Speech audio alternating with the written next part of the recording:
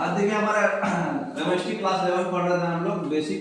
अभी हम लोग पढ़ रहे हैं पहला चैप्टर सिग्निफिकेंट फिगर से एक चीज उसमें समझना है। जब वो कैलकुलेट ये सब चीज आपको बेस बन रहा, अभी आपका ये बेस तैयार हो रहा। ये एक एक चीज जितना भी पढ़ा रहे हैं ना, एक एक चीज आपके एनसीईआरटी की बुक में है, एक एक चीज लाइन बाय लाइन पढ़ रहे हो आप। थोड़ा उसमें तुरंत पढ़ा के तुरंत क्वेश्चन लगा दे रहे ताकि उससे समझ में आए आपको, है ना। अब देखिए सिग्निफिकेंट फिगर्स में हमको क्या करना पड़ता है कि अनसर्टेन डिजिट को हटाना पड़ता है। जैसे कोई वैल्यू है, कोई ए का रिजल्ट आया 23.4, बी का आया 23.5, सी का आया 23.6। अगर एक्चुअल वैल्यू हमारा 23.5 है तो ए और बी में कुछ इधर होगा, सी में 5 स्टेप दिया है सी में, तो ए तो बी का 23.5 पहले से है, लेकिन ए और सी में तो कुछ गड़बड़ आया तो एरर है। इसका मतलब तो एरर जो होता है, जो एक्चुअल वैल्यू है उसे कितना डिफरेंस किया वो एरर हमको बताना पड़ता है। तो हर चीज को हमको सिग्निफिकेंट वैल्यू में बताना पड़ता है। जैसे 9.265 प्लस माइनस इतना हम लिखे, ये हमारा क्या है, एरर है, ठीक है। उस फॉर्मेट में लिखना पड़ेगा।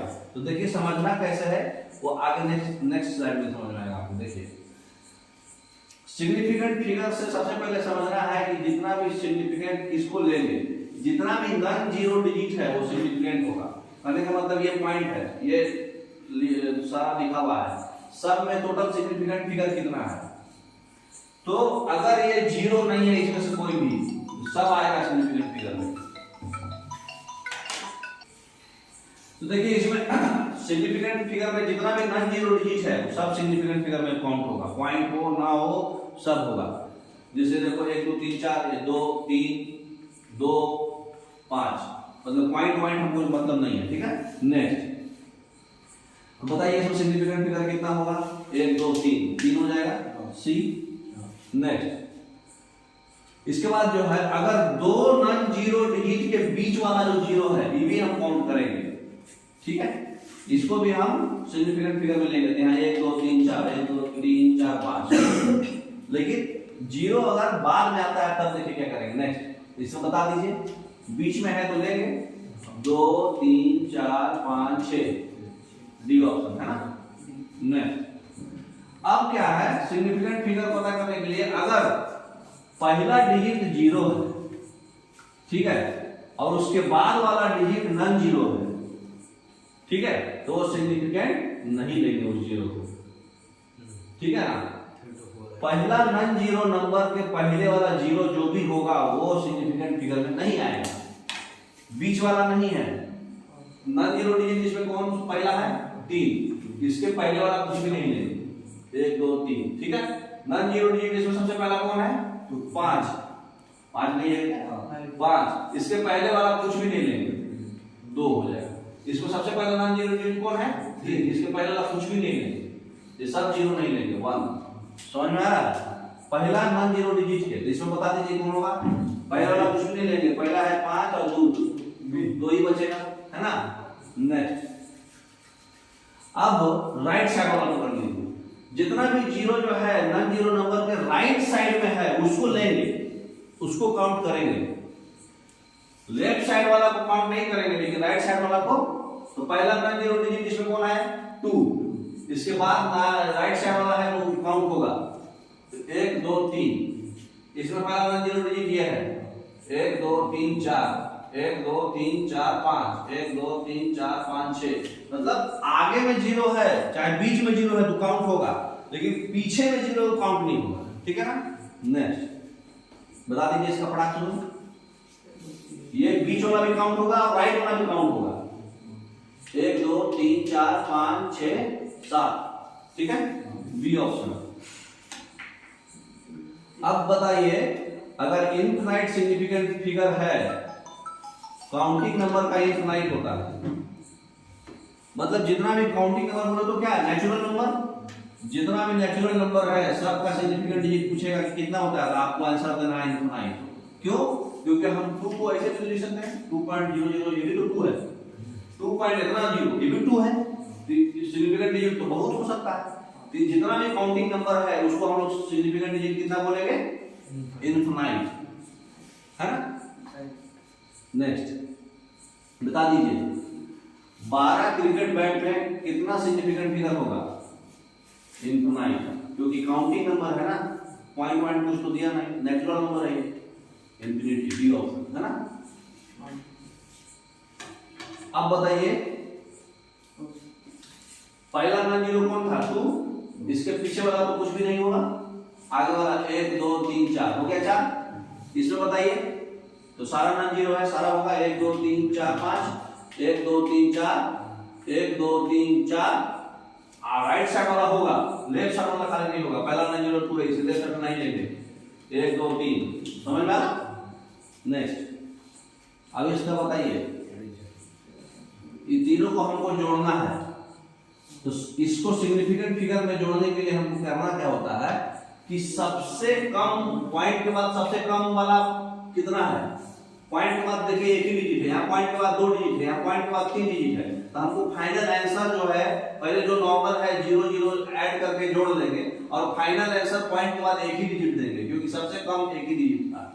तो जो सबसे कम होगा फाइनल जो है 3 डिजिट बनाने के लिए सबको 0 0 करके जोड़ दो साथ में लिख के, है ना। लेकिन आंसर जो है फाइनल जो आंसर है पॉइंट के बाद एक ही डिजिट देंगे, क्योंकि हमारा सबसे कम वाला पॉइंट के बाद एक डिजिट है, ठीक है ना।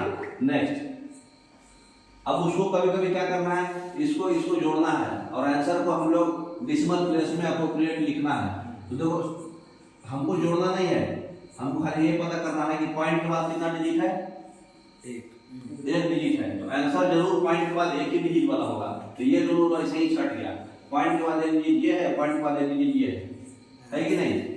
अब खाली इतना पता कर लो कि पॉइंट के बाद जोड़ के क्या आएगा, पॉइंट के बाद जोड़ के क्या आएगा? 3 आएगा, 2 और 1 3, है ना।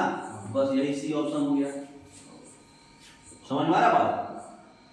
घटाने वाला भी वैसे ही है, घटा लो 0 0 लिख के अपना घटा लो नॉर्मली सामने सामने, लेकिन पॉइंट के बाद सबसे कम कितना है? 2 डिजिट है, तो पॉइंट के बाद 2 ही डिजिट आंसर देना है, ठीक है। अब इसको बता लो आप, इसको पॉइंट के बाद कितना है? इसमें 1 डिजिट है, तो पॉइंट के बाद 1 डिजिट का ऑप्शन एक ही है, डी, तो डी ऑप्शन, ठीक है ना। मल्टीप्लिकेशन भी वैसा ही है, सिग्निफिकेंट फिगर जो है सबसे कम वाला कौन है? 1 2 3, मल्टीप्लाई जैसे करते हो वैसे कर लो, है ना। आपस में मल्टीप्लाई कर लो और पॉइंट के बाद यहाँ 4 डिजिट है, यहाँ 2 डिजिट है, तो पॉइंट के बाद 6 डिजिट तो मल्टीप्लिकेशन में आना ही आना है। लेकिन आंसर जो फाइनल जो करोगे उसको 3 डिजिट में ले आओगे, बाकी वाला हटा दोगे। पॉइंट 1 2 3, पॉइंट के बाद 2 डिजिट है, पॉइंट के बाद 2 डिजिट डाल दो, ठीक है। तो इसका बताइए मल्टीप्लाई 6 दिया 18 होता है, लेकिन पॉइंट के बाद सबसे कम 2 डिजिट होगा, पॉइंट के बाद 2 डिजिट को इसमें है, डी में होगा, ठीक है। नेक्स्ट अब डिवीजन भी वैसा ही है, पॉइंट के बाद 2 डिजिट फाइनल आंसर आना चाहिए, बस, ठीक है ना। नेक्स्ट इसको बताइए डिवीजन हम करेंगे तो ये सबसे पॉइंट के बाद कितना डिजिट है? 1 डिजिट है, लेकिन यहाँ ऑप्शन 2 दे दिया। अब इसमें तो आपको करना पड़ेगा, तो 3 को 6.2 से भागा लगाएंगे तो कितना आएगा? 3 दूनी 6 3.0, हाँ 2.0 समथिंग है, 3 बाय 3 6 2, यहाँ 2 है तो बाई 2 तो नहीं है। 62 को 300 से करो, 3 से करोगे तो कितना आएगा? 3 दूनी 6.1 ही आएगा, है ना। नेक्स्ट सी,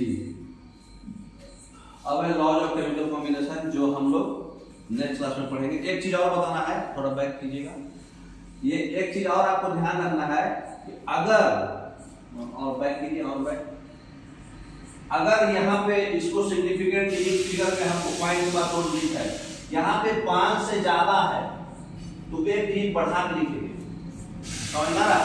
अगर मान लीजिए 4.2612 था, ठीक है, 4.2612 आता है आंसर, यहाँ पे 4.26 नहीं लिखते, क्या लिखते? 7। अगर यहाँ फाइनल मतलब सबसे लास्ट जो जहां से हटा देना है सबको, तो ये 1 2 तो हट गया, लेकिन ये अब ये दोनों तो दिखाएगा, तो इसका जो आखिरी डिजिट है ये अगर 5 से ज्यादा है या 5 है, 5 के बाद भी कुछ है तो उसको 1 बढ़ा देना। 5 से कम है तो वही दिखाएगा, लेकिन 5 से ज्यादा है तो 1 बढ़ा देना है आंसर में, समझ में आ रहा बात क्या बोल रहे हैं। यहाँ पे 4.2 5.2 लगाते हैं यहाँ पे, इसको सिग्निफिकेंट डिजिट क्या लिखते हैं 4.26, 5 नहीं लिखते है ना। 5 से ज्यादा 6 7 8 9 कुछ भी रहता तो एक बढ़ा देते, समझ में आया? ये चीज आप ध्यान रखिएगा, ठीक है।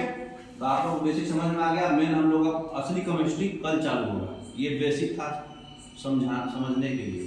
Okay, thank you.